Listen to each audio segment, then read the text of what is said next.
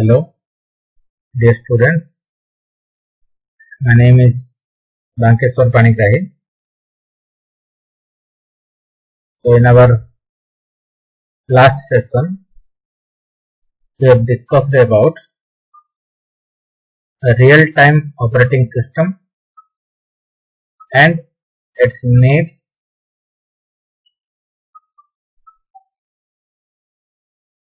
So, today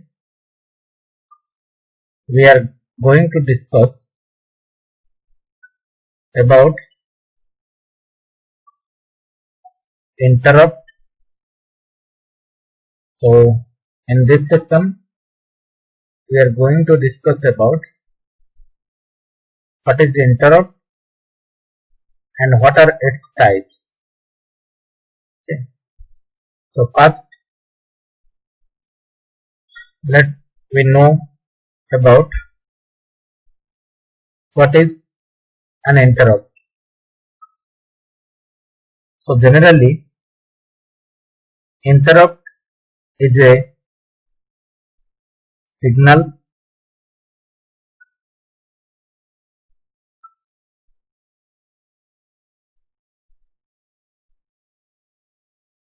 that is used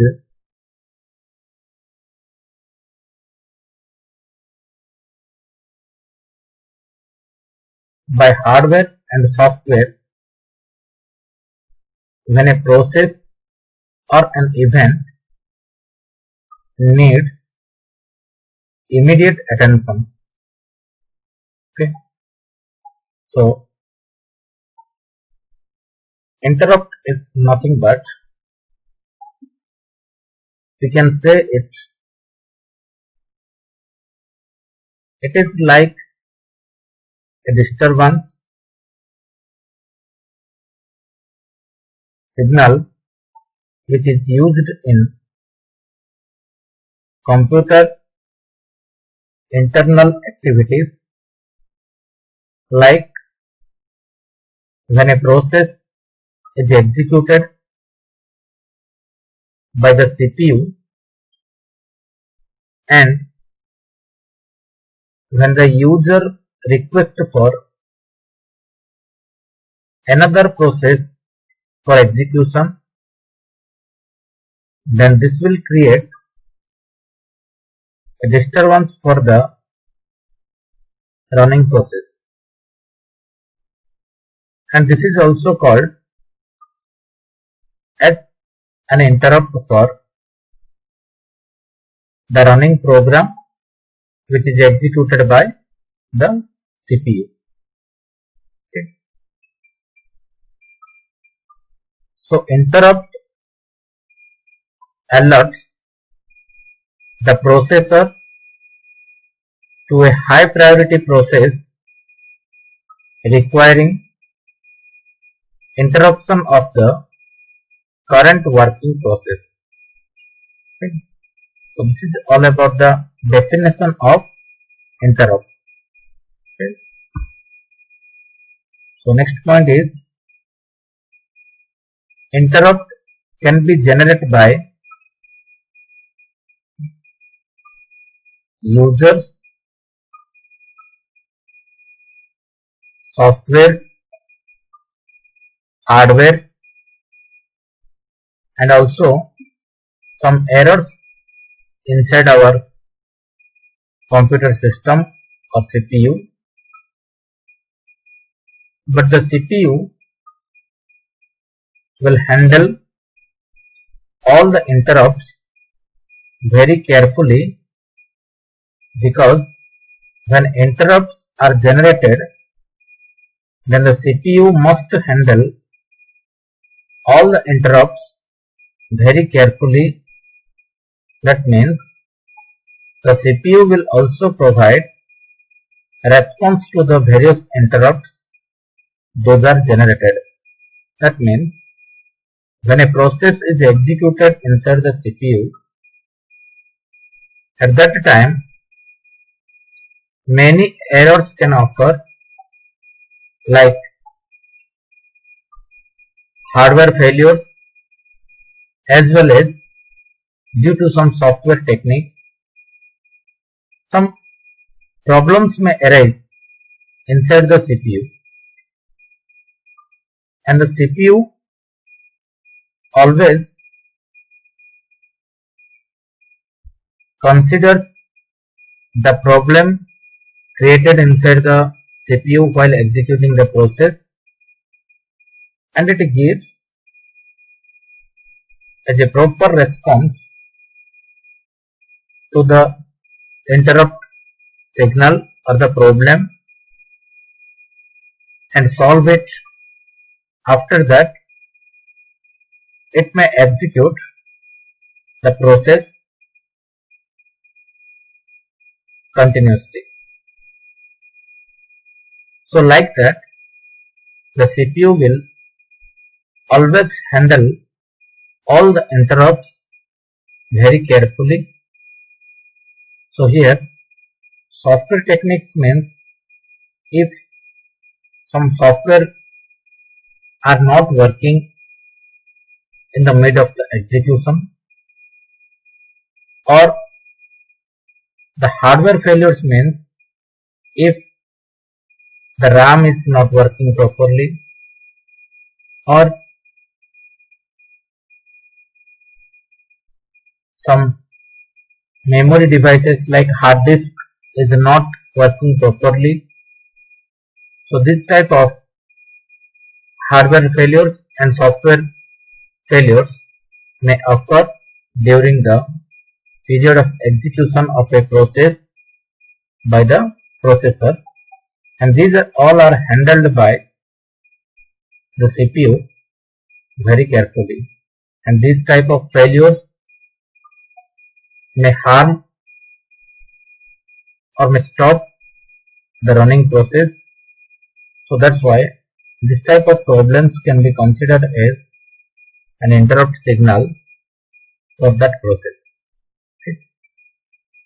So next point is, so when an interrupt has occurred, then the CPU will handle by using three techniques: fetch, decode and execute operation. That means when some interrupt occurred, then first the CPU will access it. After accessing the interrupt signal, it may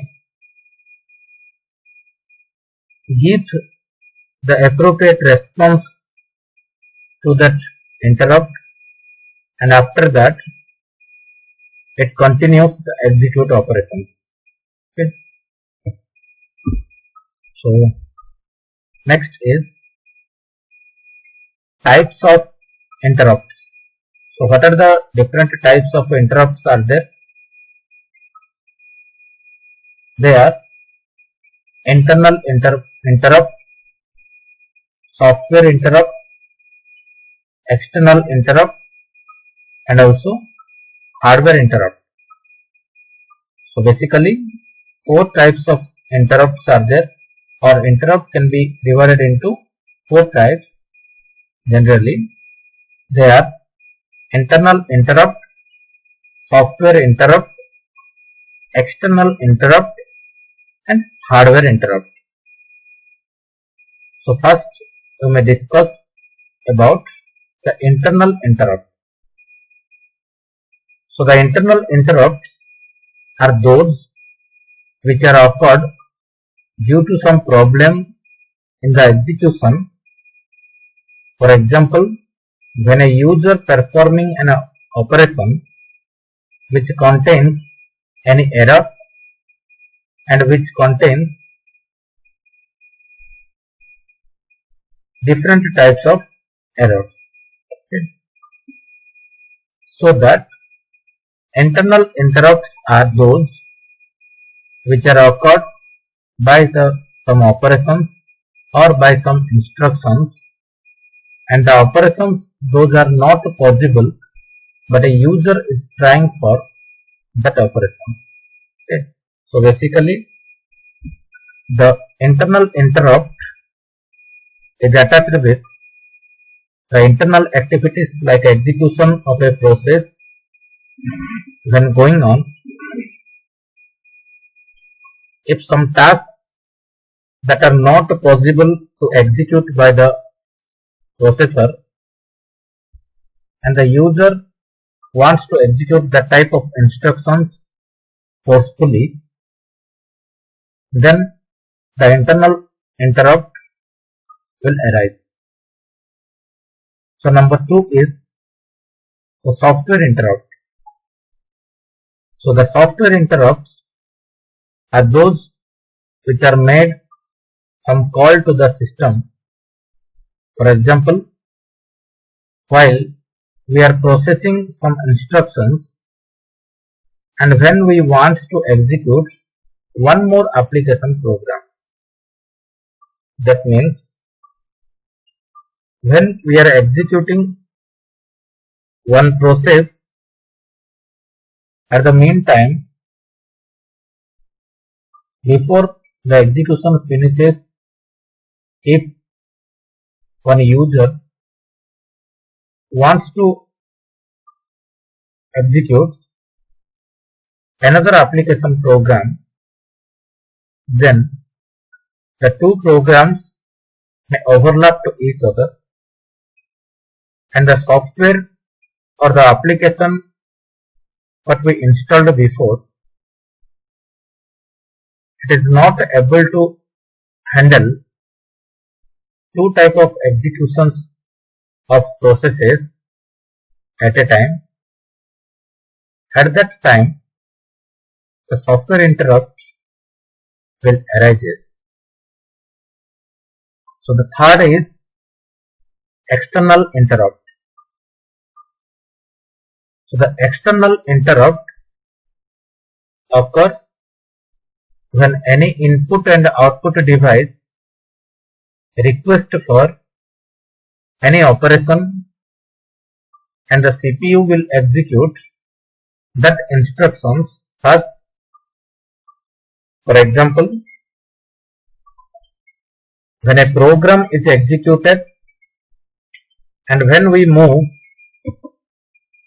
the mouse on the screen, then the CPU will handle this external interrupt first, and after that it will resume with its operation.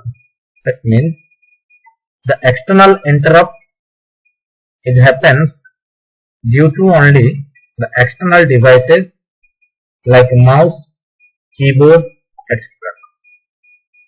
So when we execute one process inside our computer system or inside our CPU, at that time, if we perform some input or output operations, then first CPU will handle what we are performing during the execution.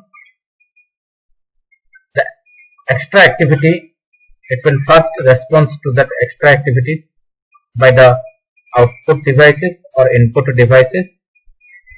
After that, it will resume the execution process and gives attention to the input and output devices. Okay. So after that, it will resume with this operation, and after finishing the input output operation, it may continue again that running process. So this is called the external interrupt, which is generally caused by the external activities of the input and output devices. Okay. So next is hardware interrupt. So an electronic signal sent from an external device or hardware to communicate with the processor, indicating that it requires immediate attention. For example, strokes from a keyboard or an action from a mouse invoke hardware interrupts, causing the CPU to read and process it.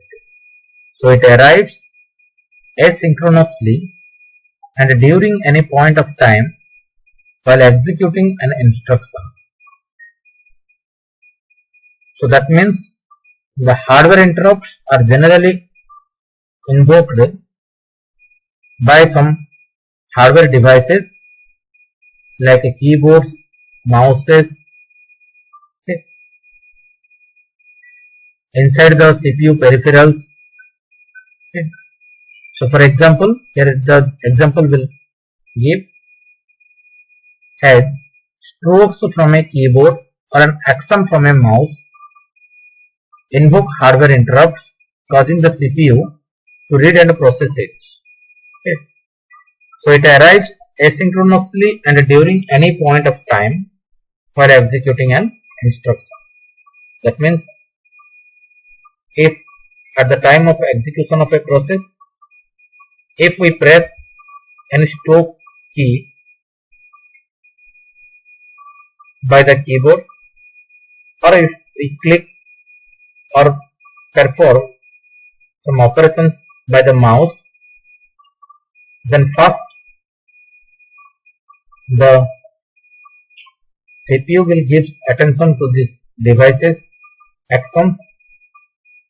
After that, it will again run the process continuously. So hardware interrupts are classified into generally two types. What are they? Maskable interrupts and non-maskable interrupts. So what is maskable interrupt? Processors have to interrupt mask register that allows enabling and disabling of hardware interrupts. Every signal has a bit placed in the mask register. If this bit is set, an interrupt is enabled and disabled when a bit is not set, or vice versa. So signals that interrupt the processors through these masks are referred as masked interrupts. So that means the maskable interrupts are set by using the registers, and it generally depends on the bit set by the register, and if an interrupt is enabled or disabled when a bit is not set. Every signal has a bit placed in the mask register.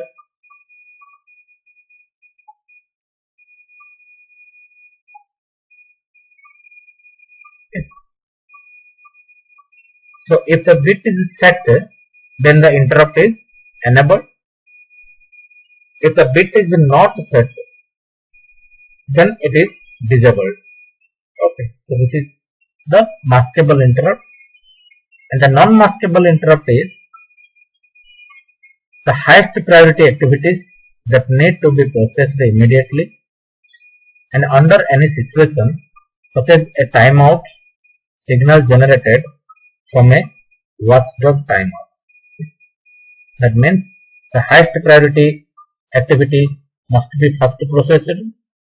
After that, the next lowest priority will be processed.